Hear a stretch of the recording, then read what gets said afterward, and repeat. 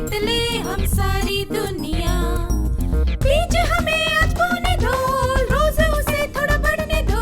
छू लेंगे आकाश हम, मन के विचार हकीकत बने। सिद्धि फल से आनंद देंगे, कोशिश कर बढ़े, सोच बुलंद करे।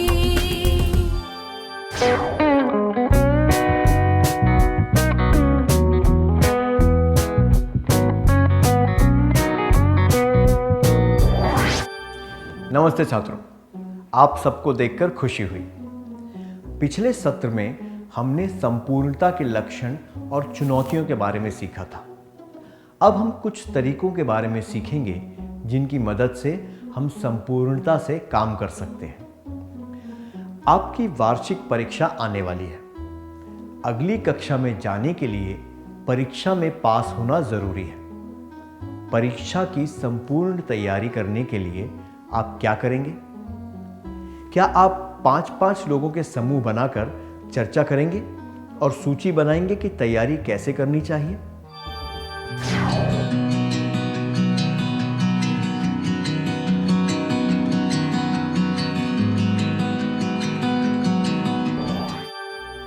धन्यवाद, बहुत बढ़िया। आइए देखें कि परीक्षा की संपूर्ण तैयारी करने के लिए क्या करना चाहिए।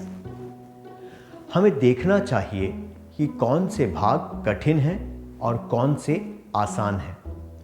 उदाहरण के लिए, हिंदी में गद्यांश और कहानियाँ आसान होते हैं और कविताएं तथा व्याकरण कठिन होते हैं।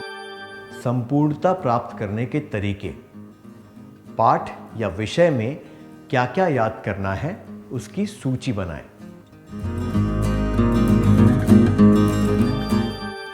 हमें देखना चाहिए कि परीक्षा के पहले हमारे पास कितना समय है और उसके अनुसार कठिन चीज़ों के लिए ज़्यादा समय और आसान चीज़ों के लिए कम समय निकालना चाहिए।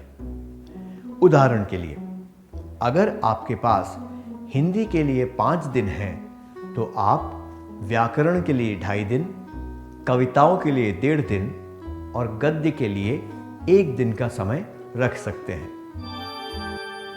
संपूर्णता प्राप्त करने के तरीके: पाठ या विषय में क्या क्या याद करना है उसकी सूची बनाएं।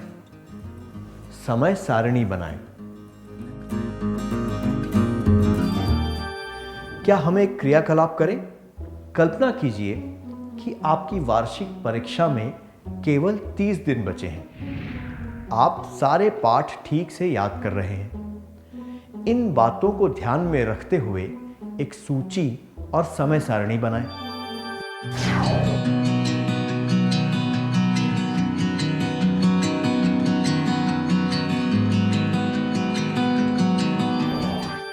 हमेशा सूची और समय सारणी बनाना काफी नहीं होता। काम को संपूर्णता से करने के लिए यह जांचना भी जरूरी है कि हम सही दिशा में जा रहे हैं या नहीं। उदाहरण के लिए, अगर हमने गद्य के लिए 1 दिन रखा है तो हमें यह देखना है कि हमने वो भाग 1 दिन में पढ़ लिया या फिर उससे ज्यादा समय लगाया। संपूर्णता प्राप्त करने के तरीके: पाठ या विषय में क्या क्या याद करना है उसकी सूची बनाएं। समय सारणी बनाएं। यह जांचते रहें कि आपकी योजना सही है या नहीं। कभी कभी हम योजना के अनुसार काम शुरू कर देते हैं, पर काम करते समय हमें कुछ गलतियां नजर आ सकती हैं या फिर परिस्थिति बदल सकती है। इसलिए योजना को परिस्थिति के अनुसार बदलने और उसका पालन करने से हम संपूर्ण तैयारी कर पाएंगे। उदाहरण के लिए, अगर हमें हिंदी व्याकरण पढ़ने में 2.5 दिन से ज़्यादा लगे तो हमें इस बात पर ध्यान देना चाहिए कि दूसरी भाषाओं की व्याकरण पढ़ने में भी ज़्यादा समय लग सकता है। संपूर्णता प्राप्त करने के तरीके: पाठ या विषय में क्या क्या याद करना है उसकी सूची बनाएं। समय सारणी बनाएं। यह जांचते रहें कि आपकी योजना सही है या नहीं। जरूरत के अनुसार योजना को बदलें। क्या हम एक और क्रियाकलाप करें? अपनी योजना जांचते समय आपको आभास हुआ कि गणित पढ़ने के लिए आपको 2 और दिन चाहिए और विज्ञान के लिए 1 और दिन चाहिए। आपको यह भी लगा कि सामाजिक ज्ञान के लिए आपके पास 1 दिन ज्यादा है। आप अपनी योजना में बदलाव कैसे लाएंगे?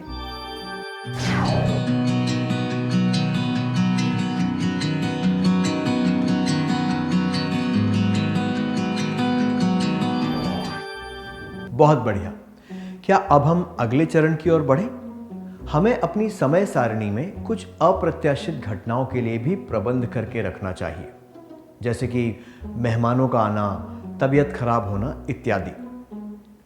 उदाहरण के लिए, आप गणित पढ़ रहे हैं और अचानक कुछ मेहमान घर पर आ गए। अगर आप 1 या 2 दिन का समय अतिरिक्त रखते तो आपको चिंता करने की जरूरत नहीं पड़ती। इसलिए एक आपातकालीन योजना भी होना बहुत जरूरी है। संपूर्णता प्राप्त करने के तरीके। पाठ या विषय में क्या क्या याद करना है उसकी सूची बनाएं।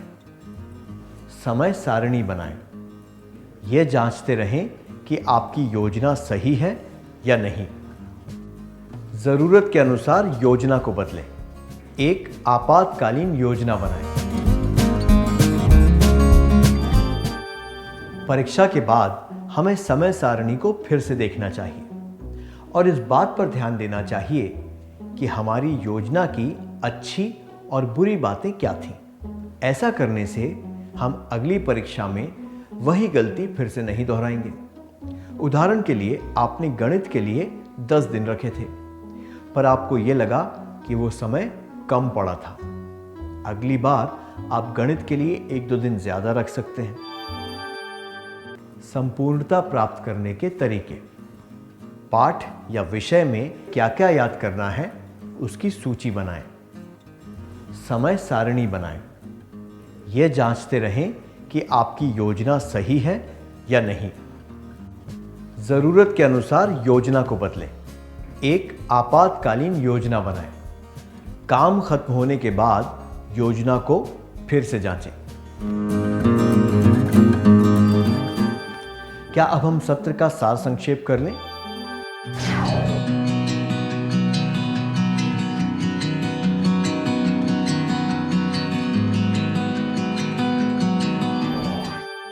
संपूर्णता प्राप्त करने के तरीके। पाठ या विषय में क्या क्या याद करना है उसकी सूची बनाएं। समय सारणी बनाएं। ये जांचते रहें कि आपकी योजना सही है या नहीं। जरूरत के अनुसार योजना को बदलें। एक आपातकालीन योजना बनाएं। काम खत्म होने के बाद योजना को फिर से जांचें। अच्छी तरह सार संक्षेप करने के लिए धन्यवाद। हमने अब तक जो भी सीखा उसे याद रखने के लिए थोड़ा गृह कार्य लिख लें।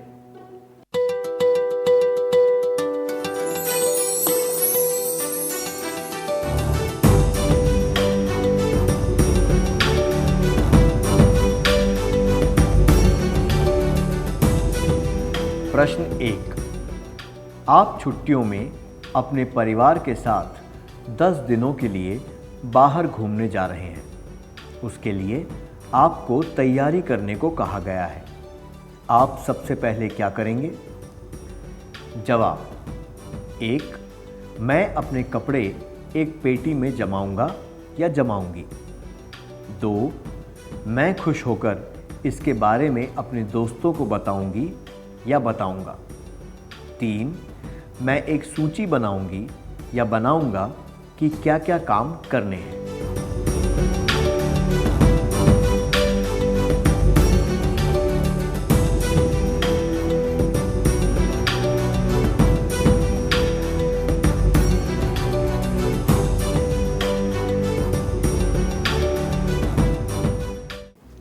क्या आप अगले सत्र में आने से पहले ये काम करके लाएंगे? तब तक के लिए अलविदा।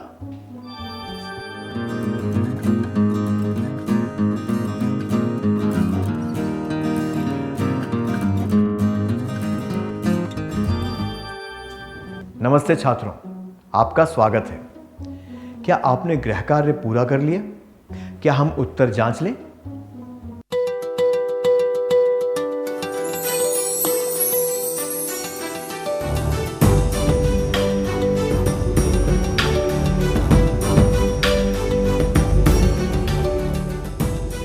प्रश्न 1 के लिए, आप छुट्टियों में अपने परिवार के साथ 10 दिनों के लिए बाहर घूमने जा रहे हैं। उसके लिए आपको तैयारी करने को कहा गया है। आप सबसे पहले क्या करेंगे? पहला जवाब कि मैं खुश होकर इसके बारे में अपने दोस्तों को बताऊंगी या बताऊंगा अनुचित है, क्योंकि इसमें किसी भी प्रकार की तैयारी की बात नहीं है, जो कि संपूर्णता के लिए आवश्यक है। वैसे भी किसी काम के बारे में केवल बात करने से कोई काम पूरा नहीं हो जाता। ये जवाब कि मैं अपने कपड़े एक पेटी में जमाऊंगा या जमाऊंगी भी अनुचित है, क्योंकि ये तैयारी का केवल एक हिस्सा है। ऐसा करने से काम संपूर्ण नहीं होगा। ये जवाब कि मैं एक सूची बनाऊंगा या बनाऊंगी कि क्या क्या काम करने हैं उचित है, क्योंकि सबसे पहला कदम है एक सूची बनाना, और ये संपूर्णता की निशानी है। आपका जवाब क्या था?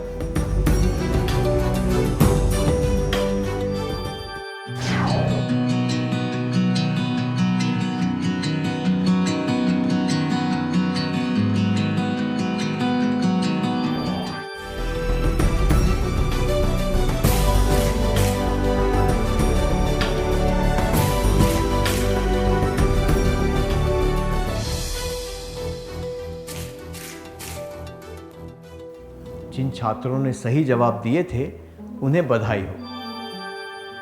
शुरू से लेकर अंत तक दृढ़ता से डटे रहना चाहिए। किसी अच्छे कार्य और किसी उत्कृष्ट उत्तम कार्य के बीच जो अंतर होता है वो है छोटी छोटी बातों पर ध्यान देना। जैसे कि यहां कहा गया है, कार्य उत्तम तभी होता है जब उसे संपूर्णता से किया जाए। हमें भी अपने जीवन में केवल अच्छा नहीं बल्कि उत्तम कार्य करने की कोशिश करनी चाहिए, है ना? आइए अगले सत्र की ओर बढ़ते हैं।